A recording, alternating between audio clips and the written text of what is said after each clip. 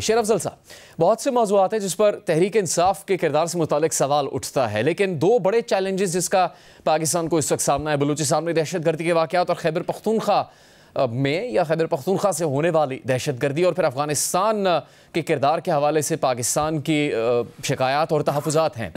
अब वफाक कोई हिकमत अमली तय करे, ये तो एक अहम बात है, लेकिन उससे ज़्यादा वफाक और खैबर पख्तूनख्वा के इस मौजू पर इख्तलाफात आए रोज़ सामने आते रहते हैं।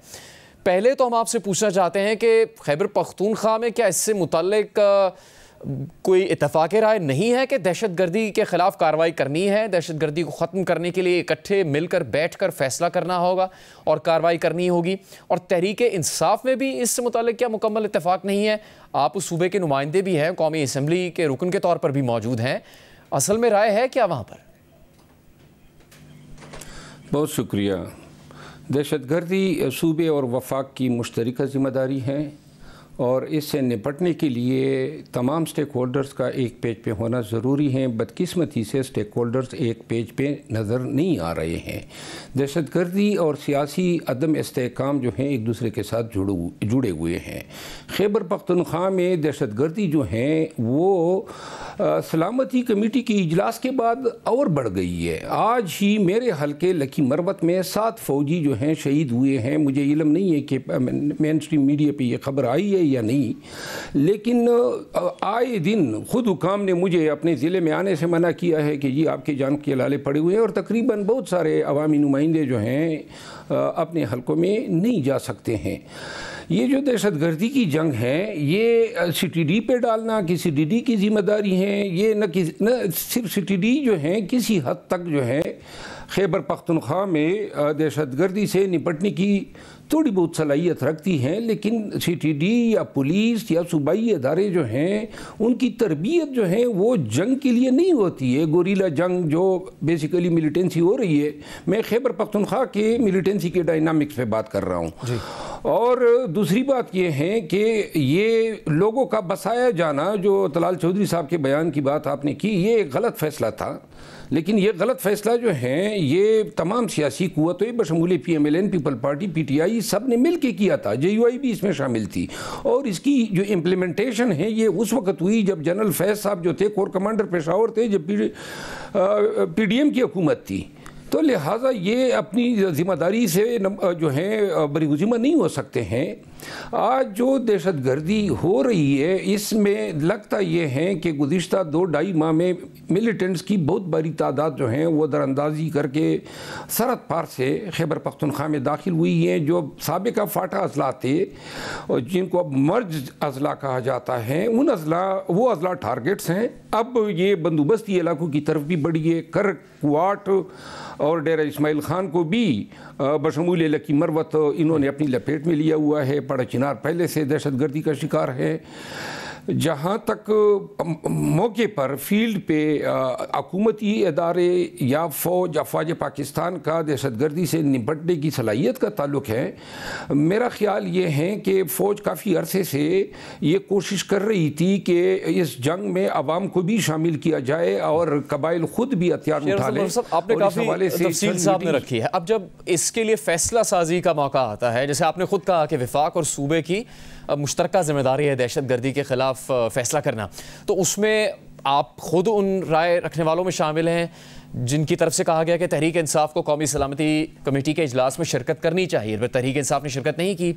अब बात की जा रही है दोबारा इजलास बुलाया जाए। Chairman people's party Bilawal Bhutto Zardari ने कहा तहरीक इंसाफ को शामिल करने की कोशिश की जाए, उनको मनाया जाए। तो ये मुमकिन हो सकेगा जब तहरीक इंसाफ के अंदर इस कदर इख्तलाफात हर गुजरते दिन के साथ सामने आ रहे हैं? आपको भी पार्टी से हटा दिया गया, आप ये कह रहे हैं कि फॉरवर्ड ब्लॉक बनने जा रहे हैं तहरीक इंसाफ के अंदर, आप तो यहाँ तक कह रहे हैं कि वज़ीर आला खैबर पख्तूनख्वा तब्दील होने जा रहे हैं, सलमान अकरम राजा साहब की क़यादत पर अलग तनकीद हो रही है। ऐसे में तहरीक इंसाफ को कोई मना सकेगा या वो शामिल हो सकेगी किसी अहम फैसला साजी के अमल में? पाकिस्तान तहरीक इंसाफ में इंतज़ामी तौर पे जो रिसेंट तब्दीलियाँ हुई हैं, बिलखसूस खैबर पख्तूनख्वा में, जो लोग सदूर बने हमारे दोस्त हैं, हमारे साथ पार्लियामान में मेंबर हैं, लेकिन जो इसके पीछे सियासी मुहर्रिकात हैं वो मैं समझता हूँ कि वो ये लोग पहले भी सदूर थे। अरबाब शेर अली साहब ज़िला पेशावर के सदर थे और आतिफ खान साहब रीजन के सदर थे, लेकिन अली अमीन ख़ान साहब जब सदर थे तो उन्होंने इनको हटाया था। और इसमें कोई दूसरी राय नहीं है कि इलेक्शन से पहले से ही ये अली अमीन ख़ान और आतिफ खान जो हैं इनके दरमियान जो हैं हालात ताल्लुकात जो हैं हमवार नहीं थे। आतिफ खान को ये गिला हमेशा से रहा है कि उनको सूबाई असम्बली से लड़ने का मौका नहीं दिया गया और उन पे जो है कौमी असम्बली की सीट थोपी गई। अब जो ये बनाए गए हैं तो लगता ये है कि खान को भी ऑन बोर्ड रखा गया है और ऐसे फैसलों से बजाय इसके कि मसलियत से होते और थोड़ी सी यगांगत या इत्तेहाद से आगे बढ़ते, नज़र ये आ रहा है कि अली अमीन ख़ान के गिर्द घेरा तंग करने की कोशिश की जा रही है। और अली अमीन ख़ान जो हैं मैं इस पे कोई शक नहीं रखता हूँ कि जो लोग खान साहब से फ़ैसले करवाने में अपनी एक तारीख़ रखते हैं वो उनकी किताबों से इनका पन्ना कट चुका है और वक्त ही बताएगा कि कब जो है अली अमीन ख़ान पे वार करते हैं। लेकिन एक बात जो मेरे ख्याल है अली अमीन ख़ान के हक़ में जाती है वो ये है कि कुछ PTI की तरफ से तो नहीं हटा उनका पन्ना।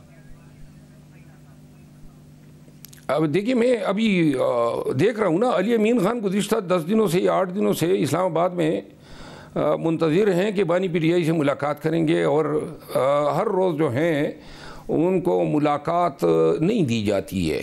अब मैंने तो उनसे नहीं पूछा है लेकिन मुझे ख़ुद शक होने लगा है कि कहीं ऐसा ना हो कि अली अमीन ख़ान की बानी से मुलाकात में अपने ही लोग जो हैं रुकावटें न डाल रहे हो। तो अली अमीन गंडापुर आपको लगता है ईद के बाद नहीं रहेंगे वज़ीर आला खैबर पख्तूनख्वा? मेरा ख्याल है कि ये जो आपने बात की ना मौलाना साहब के हवाले से और उनके तर्जमान की जो बातें आपने सुनवाई जी, ये इसमें हकीकत बहुत कम है। पाकिस्तान तहरीक इंसाफ और JUI के दरमियान जो ताल्लुकात में खलीज हाइल हैं वो अली अमीन ख़ान की पैदा करदा नहीं है, ख़ुद मौलाना फजल रहमान साहब और इमरान खान साहब की पैदा करदा है।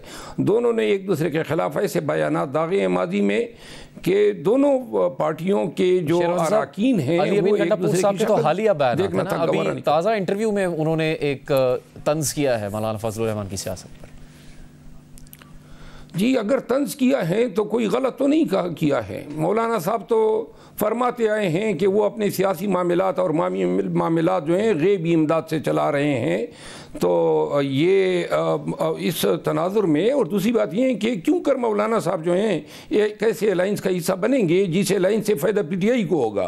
अगर PTI दोबारा सियासत में कम बैक करती हैं अपनी पूरी स्ट्रेंथ के साथ तो इसका सबसे बड़ा नुकसान जो है वो तो JUI को होगा जो अब KP में दूसरे नंबर की रनर अप पार्टी बन चुकी है। आपको एक बात पे तो यकीन नज़र आ रहा है कि अली अमीन गंडापुर वज़ीर आला KP के नहीं रहेंगे, तो क्या ईद के बाद वो नहीं रहेंगे वज़ीर आला? अब मेरा ख्याल है कि इर्रिवर्सिबल मामलात हो चुके हैं और अल्लाह करे कि पार्टी जो है या गांगत और एहतियात की तरफ जाए, लेकिन सारा दारोमदार इस पे होगा कि अली अमीन ख़ान जो है उसकी अपनी पॉलिटिकल स्ट्रेंथ असम्बली में कितनी है। तो आप जो फॉरवर्ड ब्लॉक की बात कर रहे हैं वो एक फॉरवर्ड ब्लॉक होगा, एक से ज़्यादा होंगे, कौन लोग शामिल होंगे उसमें? अगर मरकज़ में फॉरवर्ड ब्लॉक बन जाता है जो नामुमकिन नहीं है इसका बनना, क्योंकि माजी में भी 11 लोग हमें छोड़ गए जब 26वीं आईनी तरमीम हुई, तो लिहाजा ऐन मुमकिन है पैसे के ज़ोर पे या धमकावे के तहत या ब्लैकमेलिंग के तहत जो हैं PTI से मज़ीद मेंबरान तोड़े जाए। बिलखसूस ऐसे हालात में कि पीपल पार्टी जो हैं वो बार बार धमकियाँ देती है कि जी हम अलहदा हो सकते हैं और 16 मेंबरान की ज़रूरत होगी ऐसे हालात में मुत्तहिदा जो अलाइंस पे मबनी हुकूमत हैं। तो अगर फॉरवर्ड ब्लॉक बनाया जाता है और ये इसलिए भी बैद नहीं है कि तमाम कोशिशें तो 2-2.5 साल से हो रही है PTI को तोड़ने पे, तो फॉरवर्ड ब्लॉक अगर बनता है तो इस वक्त लाज़िमन PTI कमज़ोर होगी। इस वक्त तो 3 शख्सियत हम हैं, बानी PTI जो जेल में हैं, फिर सलमान अकरम राजा साहब और जुनैद अकबर साहब जो कि KPK में PTI के सदर हैं।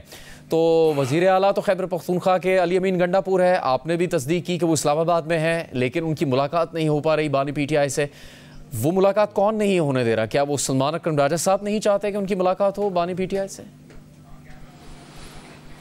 जिस तरह मेरे मारूजी आलात थे निकाले जाने से कबल अब आहिस्ता आहिस्ता मुझे नज़र आ रहा है कि वही हालात अली अमीन ख़ान के लिए भी पैदा किए जा रहे हैं। और वो जो हज़रत मोहानी साहब ने कहा था, वो एक उनका शेर है कि बरसात के आते ही तोबा न रही बाकी, बादल जो नज़र आए बदली मेरी नीयत भी। तो ये हालात पे दारोमदार हैं। लोग देख रहे हैं कि कोई थोड़ा सा फासले खली जाइल हो गई है, तो लिहाजा जो लोग माजी में अली अमीन ख़ान के आगे पीछे फिरा करते थे, अब शायद अपना वज़न दूसरे पलड़े में डाल रहे हैं। तो फिर ईद के बाद तहरीक इंसाफ कोई ग्रैंड अलायंस नहीं बना सकेगी? हुकूमत के ख़िलाफ़ कोई तहरीक शुरू नहीं होने जा रही?